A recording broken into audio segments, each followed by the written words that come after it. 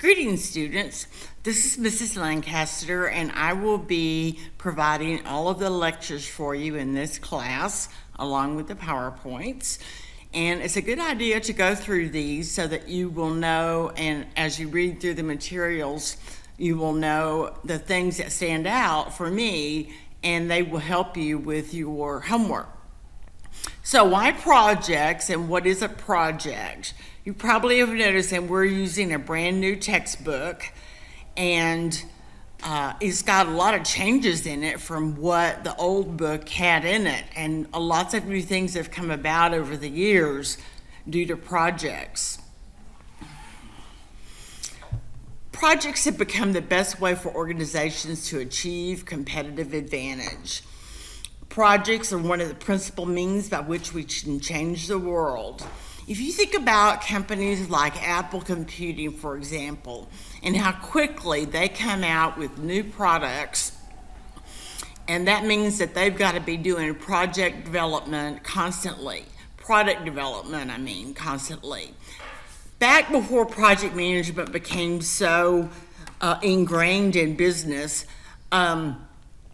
we were used to process management, and you've got a discussion post about that, the difference between project management and process management. Companies would go along and just do repetitive tasks and generally weren't bringing many new products to market. But with the advent of all the electronics, the internet, and the customers demanding new things constantly, they had to find a way to come to market with new things quickly. And project management does that.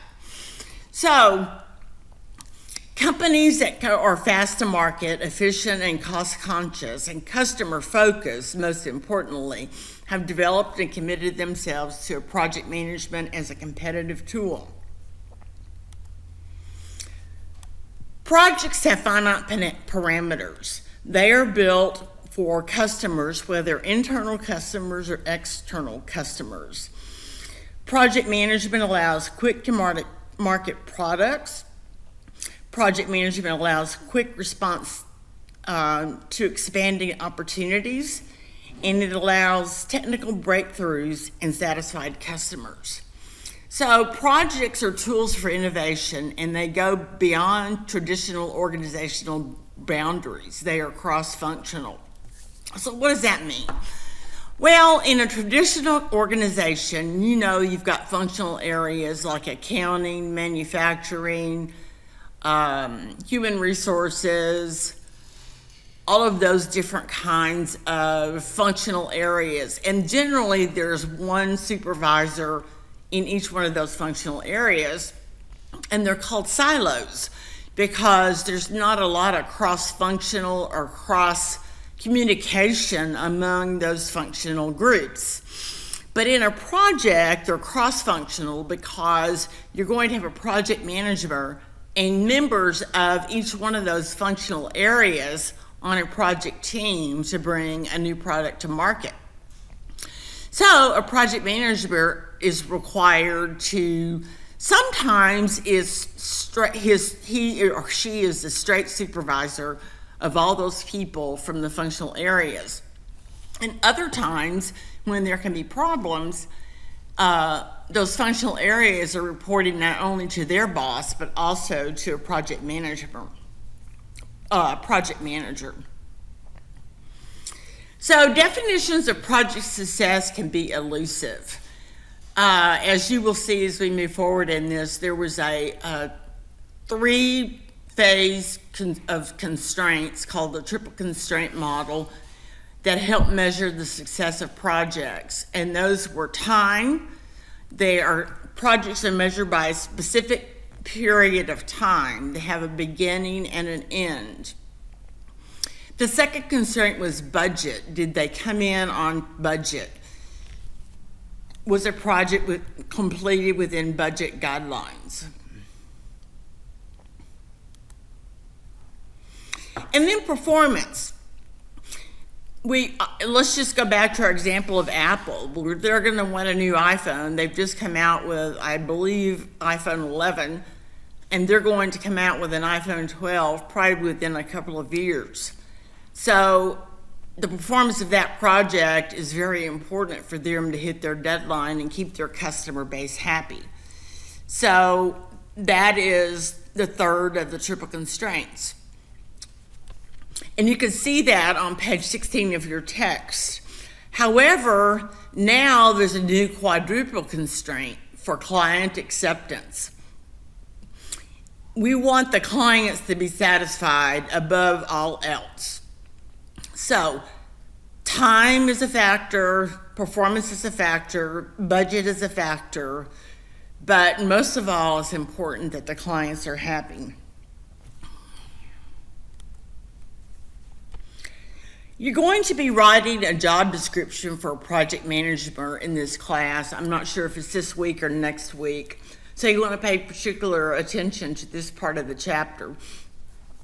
There are many qualities that successful project managers need to exhibit.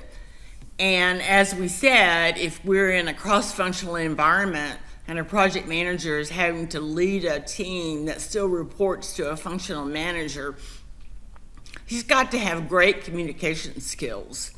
He or she needs to have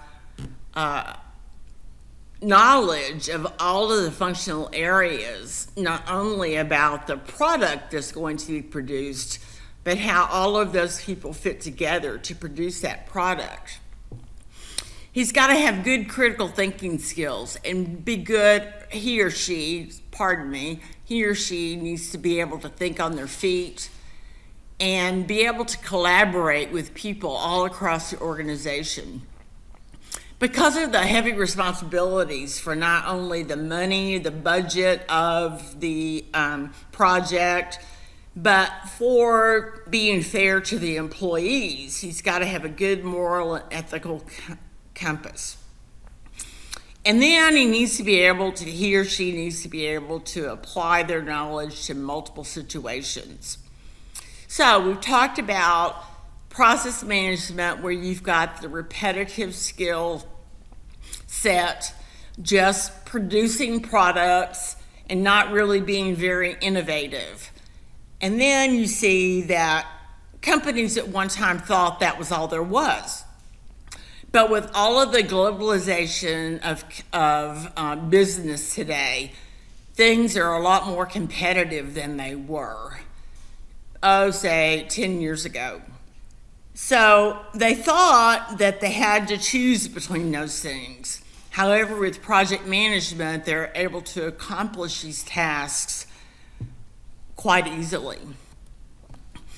All this material came from your textbook, and that is the 2019 textbook, and it's important that you have the right one.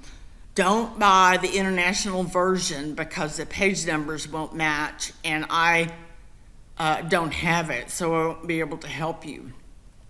If you haven't already bought your textbook, be sure and check out the e-text. It's cheaper, you can rent it, and the view is very good. You can bookmark, highlight, and search the table of contents very quickly. So that's chapter 1. And if you have any problems or questions this week, be sure and let me know. You've got assignments due. And they're due on Saturday nights at midnight. Have a great day.